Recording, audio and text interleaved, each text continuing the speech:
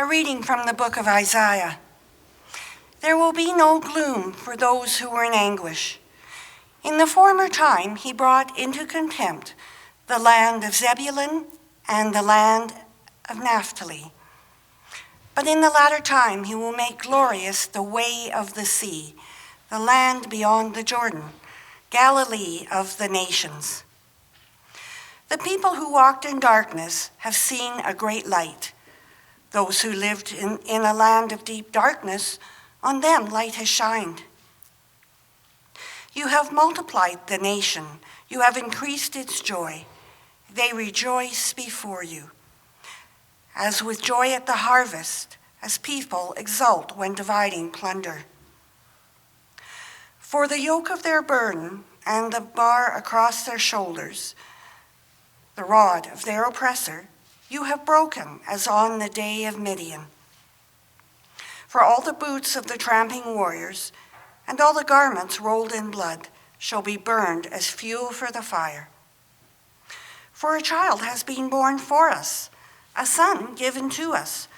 Authority rests upon his shoulders, and he is named Wonderful Counselor, Mighty God, Everlasting Father, Prince of Peace. His authority shall grow continually, and there will be endless peace for the throne of David and his kingdom. He will establish and uphold it with justice and with righteousness, and from this time onward and forevermore. The zeal of Yahweh of hosts will do this.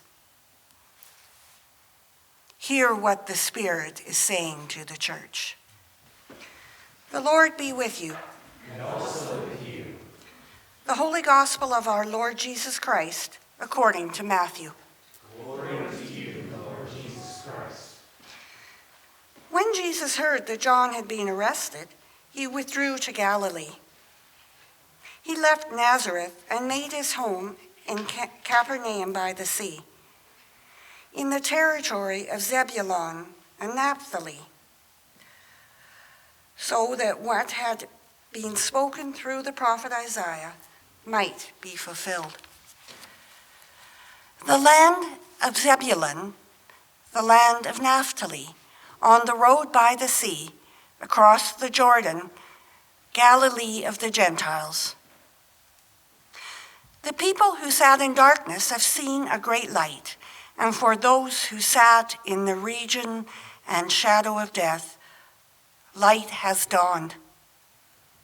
From that time, Jesus began to proclaim, "Repent, for the kingdom of heaven has come near." The Gospel of Christ. The passage that you heard Donna read this morning from Isaiah chapter 9 probably started giving you some Christmas thoughts. Because when we read those words of "unto us a child is born, unto us a son is given," that's where we go. As Christian readers of the scriptures, this is one of those passages where we think, hey, that's just all about Jesus. And in Christian interpretation, yes, it is. But if that is all that the passage is about, we are getting ahead of ourselves. One of the things that we always have to remind ourselves is that the Hebrew Bible was written first. It outlines the context into which Jesus was born, and it is after Jesus has done his thing that we are able to look back at the scriptures and see what connections might be made. When Isaiah the prophet was saying these words, I'm going to suggest to you he wasn't thinking about Jesus at all. In fact, it's highly unlikely he had any idea of anything beyond what it was he was initially talking about. Now, and of course, when I say that, one might think, well, wait a minute, Derwin, what are you doing with the scriptures here? Well, once again, let's just take it step by step. It is the Reign of Christ Sunday. It is sometimes called Christ the King Sunday today, and I am going to say that there is indeed a connection here. But it'd be helpful for us to understand what is being said initially, to understand how we can see this connect with Jesus. And so we begin with the prophet Isaiah in the first place. He ministered for about 40 years as a prophet. I don't recall if we can know how old he was when he got started, but in Isaiah chapter 6, he says that it was in the year that King Uzziah died that he received his call to be a prophet. And that happened in 740 BCE. In 722 BCE, the Assyrian Empire came in and conquered the northern kingdom of Israel and completely wiped it off the map. Isaiah was a prophet to the southern kingdom of Judah with its headquarters in Jerusalem, with its capital city in Jerusalem. And so this was something that he and the others living in the south were able to witness about the northern kingdom. The thing is, though, that once the Assyrians took the northern kingdom of Israel, they didn't just all of a sudden say, oh, okay, that's good, let's take our toys and go home. They were interested in finishing the job and taking the entire region, which would then include the southern kingdom of Judah and its capital of Jerusalem. The Assyrians were a threat to Judah in this time. And here we're talking around 715 BCE.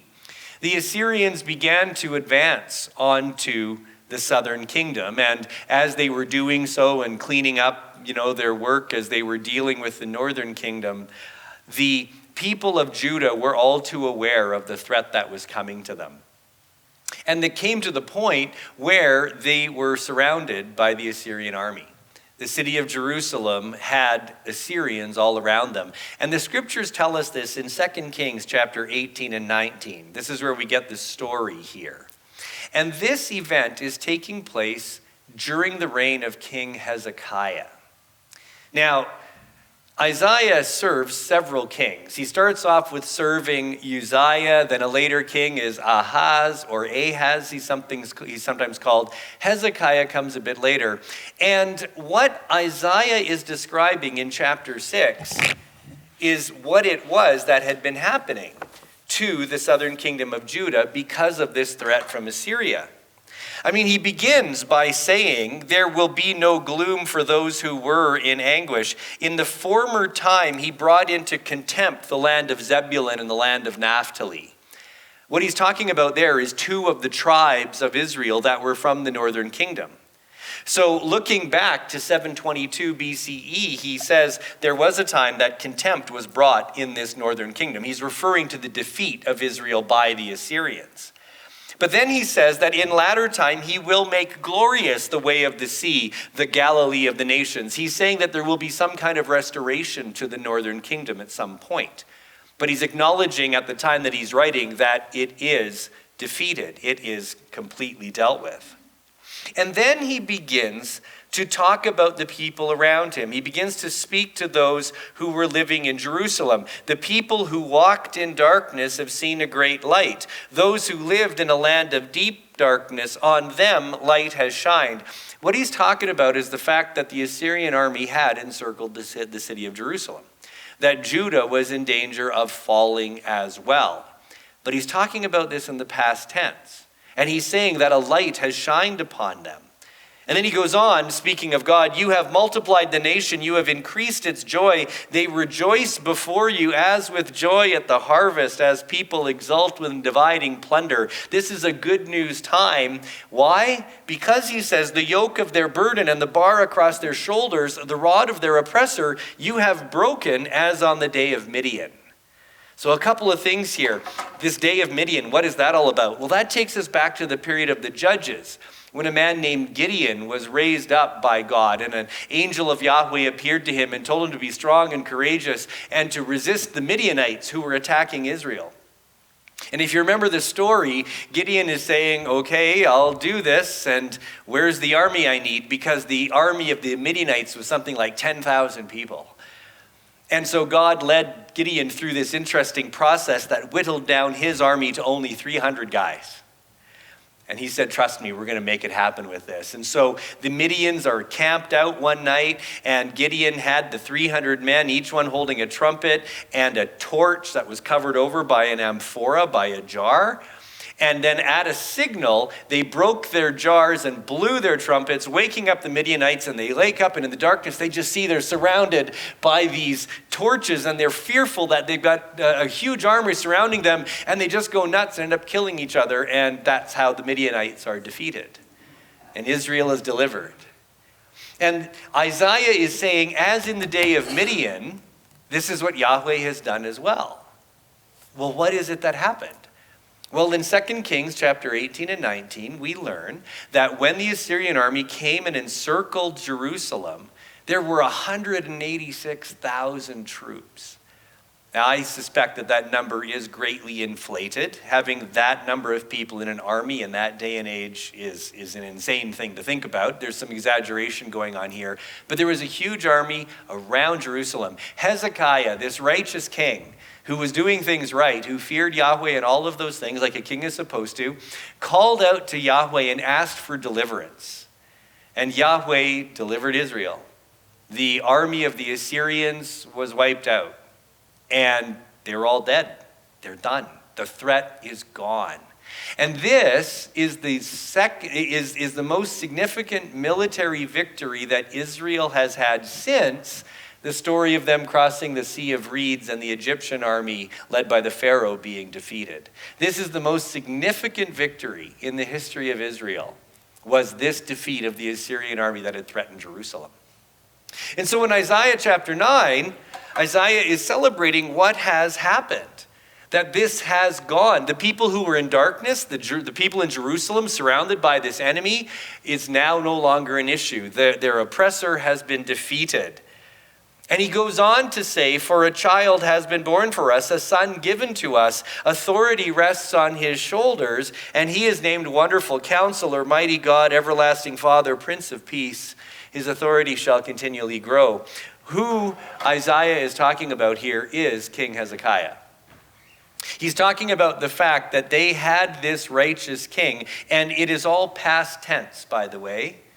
A son has been born to us. A child has been given to us. This one who was born, who became the King Hezekiah, was exactly the kind of king Judah needed, and Assyria was stopped dead in its tracks because of his righteousness and his willingness to submit to Yahweh. This passage is a celebration of King Hezekiah. Now, I've looked at interpretations of this passage from a Jewish rabbi who doesn't believe that Jesus is the Messiah. I've looked at the interpretation of this passage by two guys who are Messianic Jews, so they're still Jewish, but they do believe Jesus is the Messiah. And of course, I'm rather familiar with Christian interpretations of this passage. And any significant interpretation will acknowledge Isaiah is talking about Hezekiah here. And so what the prophet is saying is we are celebrating this great news of what Yahweh has done for us, how we have been delivered, and it is through the leadership of Hezekiah. Now, those who hear that would say, okay, wait a minute though, like it says though that this child, his name will be Mighty God, Wonderful Counselor, all of these things. How can this be? Well, without going into tremendous detail on the grammar there for the sake of time and all of that, let me just simply remind us all that what you will see throughout the Hebrew Bible is that people are given names that are meant to illustrate a circumstance, a situation, or even say something about God himself, right? Elijah's name is Yahweh is my God. Hezekiah's name means God is mighty. You have names like Isaiah, which means Yahweh saves. These meanings of these names are not about the person who holds the name, but they are saying something about the God that they represent. We see in other situations, in the previous chapter, chapter 8, Isaiah's son, Maher-shalal-Hashbaz, who I think has the longest name in the Hebrew Bible. His name is speaking to a particular circumstance that means the spoil speeds, the prey hastens. And it's talking about Assyria. And so Isaiah names his kid about the fact that Assyria is on its way. There's another one, Eli the priest, back in the days of Samuel. His grandson's name is Ichabod, because Ichabod means the glory has departed. And he was so named after the Philistines came and took the Ark of the Covenant out of the temple. And so his grandson was named Ichabod to illustrate that event. So the fact that this king, Hezekiah, would be given a name that includes these titles descriptive of God would not be a surprise at all. Mighty God, wonderful counselor, everlasting Father, Prince of Peace, these are all attributes of God, Yahweh, the God of Israel. Hezekiah is who is being talked about here. And when you think about it, that makes total sense. If Isaiah is going to be talking to encourage the people, to bring to attention what it is that has happened, to what it is that they can look forward to in the spite of the challenges that they've been facing, may I ask you, how good would it be for him to say, hey, I just want you to know that 700 years from now, a baby is going to be born and make everything perfect? That'd be like me saying today, it's kind of hard. We're dealing with a lot of issues with our government and our economy and climate change and all that kind of stuff. But don't worry, in 27-24, Canada will have a prime minister who will do everything right. That is 17 or 18 generations away. How much good would it do for you right now to know that, hey, don't worry about it because your great-great-great-great-great-great-great-great-great-great-great-great-great-great-grandson will finally have the prime minister we need today. It's going to be of limited encouragement. Isaiah is speaking to his audience, and he's speaking about this great king, Hezekiah, who has led them well. However, the passage doesn't remain in the past tense. When we get towards the end of this, he does begin to say, there shall be endless peace for the throne of David and his kingdom. Well, there certainly was peace in the time of Hezekiah, but it didn't become endless peace. There did end up being more conflict, and 150 years later, the kingdom of Judah, the city of Jerusalem, will be defeated, will be destroyed by the Babylonians. But he goes on and says he will establish and uphold it with justice and with righteousness from this time onward and forevermore. The zeal of Yahweh of hosts will accomplish this. So we see this future tense now that's introduced that obviously is pointing people towards the future nevertheless. And as time goes by and they discover that things aren't quite happening the way that Isaiah said it was going to happen, they start to think there must be something more to this. And I do not know if this is the first passage to begin this expectation, but it certainly is one of the earlier passages to begin to build into the Jewish mindset this messianic expectation, this idea that there is an anointed one who would come, who would indeed fulfill the things that are in the future tense that are talked about here, that would act in a way that was very similar to how Hezekiah led as a good king on the throne of David, and that this anointed one that they expect would indeed be on the throne of David, would be a king of Israel, would be one who would give leadership to the benefit of the nation.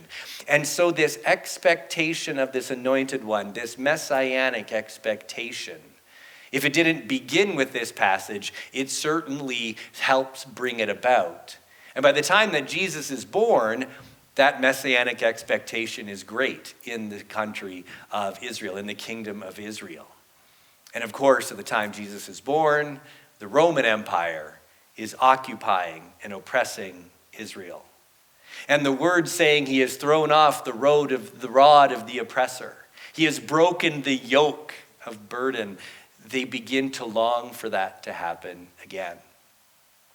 Now, when Jesus is born, nobody cares. There's no great sense of anything about Jesus being born. Nobody knows anything about this child. When Jesus emerges at age 30, though, and begins to preach and to teach, now he becomes noteworthy. And when he does his ministry, people then realize this guy is really significant. And we even see written in the Gospels, people saying, could he be the Messiah that we've been waiting for? Could he be the one that we're expecting one day? And when the time came for the Gospel of Matthew to be written, I know we've been reading the Gospel of John lately, but only Matthew quotes Isaiah 9, so I picked the passage from Matthew. When the Gospel of Matthew was written at least 40 years after Jesus was alive and doing his thing, he makes this connection. After 4 decades of thinking on the part of the Israelites and about the people who were following Jesus, they came to the conclusion that he indeed was that Messiah that was promised. So that's why, when we heard in our gospel this morning, when Jesus heard that John had been arrested, he withdrew to Galilee, to the territory of Zebulun and Naphtali, which of course is what Isaiah 6 had been talking, or Isaiah 9 had been talking about. That's what even makes the point of saying this was so that what had been spoken through the prophet Isaiah might be fulfilled.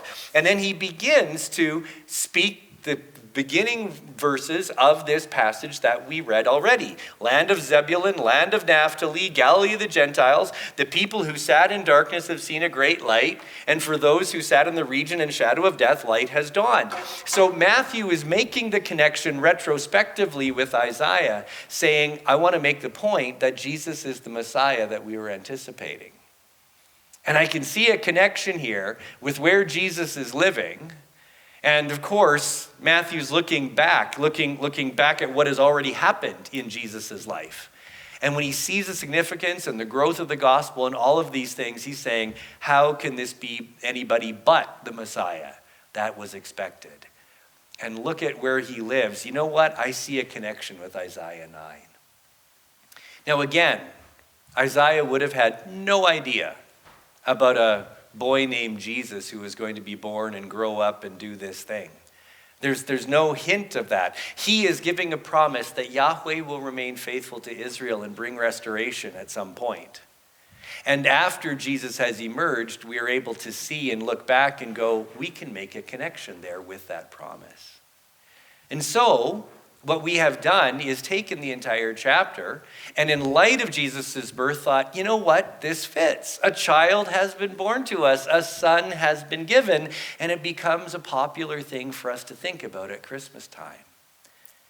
It isn't quite the perfect fit we would like it to be, actually, but it does speak to the promise of Yahweh's faithfulness. And so for us on this day, the Reign of Christ Sunday, Christ the King Sunday, in acknowledging that Jesus is the Messiah, and of course the word Christ is simply the Greek version of the Hebrew title Messiah, we are acknowledging that Jesus is the one who was promised to sit on David's throne, as it were, to be the king, as it were. And today, we continue to live with a certain level of messianic expectation. Because just as the people in Isaiah's day were thinking there is a fulfillment yet to come, and who knows when it will be, but we're looking for it. In the same way, today, we're doing the same thing. One of the key themes of the Reign of Christ Sunday is to be anticipating when we might see the reign of Christ in a huge way in the world, where we see the world operating according to what it is that the gospel of Jesus Christ has described it ought to be, where we would see people no longer at war with one another. We would see people embracing each other in love for the unity we share in our humanity, where we would see ourselves treasuring the earth and all that is in it as part of the good creation of God. That day has not yet come, but we're looking forward to it. It's called by a variety of things. The Greek term for it is parousia. We sometimes talk about the second coming of Christ. We sometimes talk about the return of Jesus. And there's all sorts of debate exactly what that looks like and how it's going to play out. The key thing is it has not yet happened. And we are looking forward to that reality. And so Isaiah chapter 9 gives us reason from the experience of Israel expecting and anticipating the arrival of their Messiah, which we believe has happened in Jesus, to now in a similar way be anticipating the fulfillment of the promise that the reign of Christ would be demonstrated in our world. So between now and then, there's not much value in counting generations. It's kind of fun, but there's not really any value in doing it. Instead, let us be looking for the kingdom that Jesus described. Let us be looking for the characteristics of the reign of Christ that we read about in the scriptures. And let us consider what it is that we might do to help bring it about. Because the reign of Christ is characterized by people walking in the way of Jesus, walking in the way of justice, walking in the way of care and concern for all. And so we obviously have to do that. And so let us do our part in seeing this vision fulfilled and seeing the fulfillment of the expectation that we enter into now as we start the season of Advent next week. Amen.